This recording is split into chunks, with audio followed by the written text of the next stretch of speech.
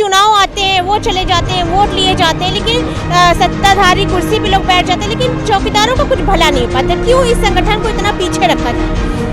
अगर माननीय मुख्यमंत्री जी हम लोग को सुनेंगे तो हम लोग आगामी चुनाव में इनका हम लोग सुनेंगे।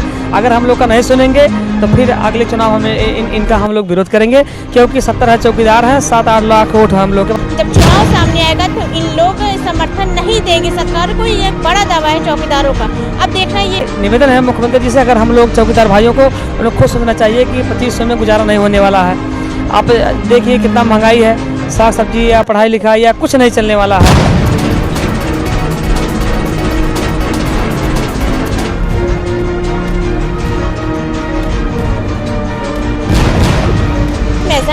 आप सबका स्वागत करती हूँ। इस वक्त हमारे बीच बस्ती जिला के जिला अध्यक्ष सुरेंद्र कुमार जी मौजूद है, जिनसे हम बातचीत करेंगे, जो कि आज लखनऊ की सरजमी पर आए हैं। मुख्यमंत्री के जनता दरबार में अपनी मांगों को लेकर एक बार फिर से इनको हाजिर होना पड़ा। लगातार ही सुरेंद्र कुमार चर्चा में बने रहते हैं और आज किन मुद्दों को लेकर आपको यहाँ लखनऊ में फिर से आना पड़ा? जी मैडम, मैं सुरेंद्र कुमार गौतम, जिला बस्ती। सबसे पहले मैं आपके चैनल के प्रणाम करता हूँ कि जो कि आपके चैनल के माध्यम से हम चौकीदारों भाइयों का जो मुद्दा उठाते रहते हैं बराबर। आपको धन्यवाद। देखिए, हमारे तमाम भाई जो तमाम तरह संघर्ष किए, जो Lucknow Kashinath park eco garden में धरना पसंद किया गया, दिल्ली में किया गया, हम लोग कई बार मतलब आ चुके, जो कि सरकार हम लोग का सुन नहीं रही है। इसीलिए फिर दोबारा हम आज आए हैं माननीय मुख्यमंत्री के पास। जनता दरबार में ज्ञापन दिया गया, वहाँ माननीय मुख्यमंत्री जी नहीं थे, अधिकारी कर्मचारी थे लोग, वो लोग ज्ञापन ले लिए हैं और कहे हैं कि बहुत जल्द तुम लोग का वेतन बढ़ेगा, आश्वासन दिए हैं। और उसके बाद में हम यहाँ से जनता दरबार से देकर ज्ञापन हम लोग फिर जाके जिलाधिकारी महोदय को जो है 18 तारीख को 18/11/2024 को काशीराम पार्क इको गार्डन में धरना प्रदर्शन का परमिशन लिया हूँ।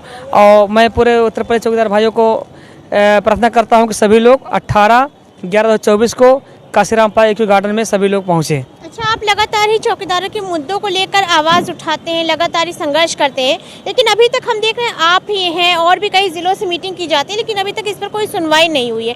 अब आप लोग फिर लखनऊ में आने के लिए आपने ज्ञापन लिया, उस पर जो है मंजूरी ली है जिलाधिकारी से, तो क्या आपकी बात लग रहा है कि अब फिर आश्वासनों के तले आप लोगों की मांगों को दबाया जाएगा, या इस बार कुछ नया होगा चौकीदारों के लिए? अब की बार पूरे उत्तर प्रदेश के चौकीदार लोग आ रहे हैं, और अगर माननीय मुख्यमंत्री जी नहीं सुनेंगे तो अनिश्चितकालीन हम लोग धरना बैठेंगे। जब तक हम लोग का सुनवाई नहीं होगी तब तक हम लोग हटने वाले नहीं हैं। यही हम लोग मन बना के सभी भाई से राय भी लिया हूँ। सभी लोग बोले परमिशन लीजिए आप लोग, जब तक सरकार हम लोग का बात नहीं सुनेगी तब तक वहाँ से हम लोग हटने वाले नहीं हैं। चुनाव के पहले लगता है कि मतलब अब चौकीदारों का कुछ भला होगा, अब चौकीदारों के लिए सरकार जागरूक होगी, लेकिन चुनाव आते हैं, वो चले जाते हैं, वोट लिए जाते हैं, लेकिन सत्ताधारी कुर्सी पे लोग बैठ जाते हैं, लेकिन चौकीदारों का कुछ भला नहीं हो पाता। क्यों इस संगठन को इतना पीछे रखा जा रहा है? देखिए, सरकार तक हम लोग बात पहुँचाए हैं कई बार, लेकिन सरकार हम लोग को खाली आश्वासन के अलावा एक पैसा नहीं बढ़ा रहे हैं।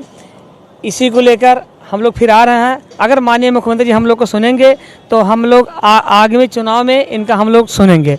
अगर हम लोग का नहीं सुनेंगे तो फिर अगले चुनाव हमें इनका हम लोग विरोध करेंगे, क्योंकि 70 चौकीदार हैं, 7-8 लाख वोट हम लोग के पास, नात बात गाँव को मिला के 7-8 लाख वोट हम लोग के पास है, और हम लोग समर्थन नहीं करेंगे। तो हमारा यही निवेदन है मुख्यमंत्री जी से, अगर हम लोग चौकीदार भाइयों को उन लोग खुद सोचना चाहिए कि 2500 में गुजारा नहीं होने वाला है। आप देखिए कितना महंगाई है, साग सब्जी या पढ़ाई लिखाई या कुछ नहीं चलने वाला है। हमें अगर हम लोग का वेतन अगर बढ़ जाता तो हम लोग क्यों यहाँ दोबारा आते। अभी हम लोग उम्मीद यही है कि हो सकता है दीपावली तक कुछ तोहफा अगर दे देंगे, हम लोग का कुछ वेतन बढ़ा देंगे माननीय मुख्यमंत्री जी, तो हम लोग को आने की आवश्यकता नहीं है। अगर वेतन नहीं बढ़ाया जाएगा तो हम लोग 18 तारीख को विशाल धरना पसंद किया जाएगा लखनऊ में। देखिए, लगभग 70,000 चौकीदार हैं और देखा जाए तो इनके 7 से 8 लाख वोट हैं।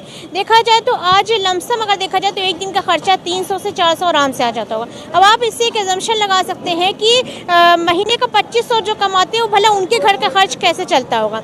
तो अब जिलाध्यक्ष सुरेंद्र कुमार जी हमारे साथ मौजूद थे, जिनसे हमने तमाम मुद्दों पर चर्चा किया। और अब जिस तरीके से चुनाव आते हैं और चले जाते हैं, लेकिन चौकीदार संगठन के बारे में कुछ भी सरकार नहीं सोचती, उनका कोई भी भला नहीं होता है। तो अब चौकीदारों को कहना है कि अगर इस बार इन लोगों के बारे में नहीं सोचा गया तो अगली बार जब चुनाव सामने आएगा तो इन लोग समर्थन नहीं देंगे सरकार को। ये एक बड़ा दावा है चौकीदारों का। अब देखना ये है कि सरकार की तरफ से इन लोगों का कुछ भला होता है। कुछ कहना चाह रहे हैं? जी मैडम जी, देखिए, हम लोग माननीय मुख्यमंत्री जी को 2 बार जो है जिताने का काम किए पूरे चौकीदार लोग। प्रधानमंत्री मोदी जी को 2 बार कुर्सी बैठाने का काम किए और प्रधानमंत्री भी हम लोग को आश्वासन दिए थे कि मैं भी चौकीदार हूँ, तो हम लोग को बहुत खुशी हुआ था और यही उम्मीद था कि अगर चौकीदार प्रधानमंत्री जी कह रहे हैं तो हम लोग का भी वेतन बढ़ाएंगे। जबकि हम लोग दिल्ली भी गए थे पिछले साल, लेकिन हम लोग खाली आश्वासन के अलावा कुछ हो नहीं रहा है। तो यही निवेदन है कि अगर हम लोग का सुनेंगे प्रधानमंत्री जी या मुख्यमंत्री जी तो हम लोग इनके साथ में हैं, अन्यथा साथ में नहीं है। तो एक बड़ा दावा चौकीदारों की तरफ से अब की बार किया जा रहा है कि इस बार अगर मुख्यमंत्री योगी आदित्यनाथ इनकी सुनेंगे, इनकी मांगों को जो हर बार पन्नों के नीचे आश्वासन को दबा दिया जाता है, अगर उस तरीके की चीज़ें नहीं सामने आएंगी तो ही चौकीदार सरकार के साथ खड़े नजर आएंगे, अन्यथा उनके विरुद्ध खड़े नजर आएंगे इस बार अगले चुनाव में। तो अब आप इनकी मांगों को जितना हो सके उतने आगे तक पहुँचाइए। 70,000 ग्राम प्रहरी चौकीदार हैं और ये जिम्मेदारी हर एक चौकीदार की है कि इस वीडियो को जितना हो सके उतने आगे तक पहुँचाएँ। और अगर आप हमारे न्यूज़ चैनल पर न्यूज़ 100 पर नए हैं तो हमारे चैनल को ज़रूर सब्सक्राइब करें, जिससे कि आप लोग हर वीडियो से अवगत रह सकें। और आप जितना हो सके इस वीडियो को आगे तक पहुंचाएं और कमेंट बॉक्स में अपनी मांगों को ज़रूर रखें ताकि आप लोगों की आवाज़ दूर तक सरकार तक पहुंच सके। जय हिंद।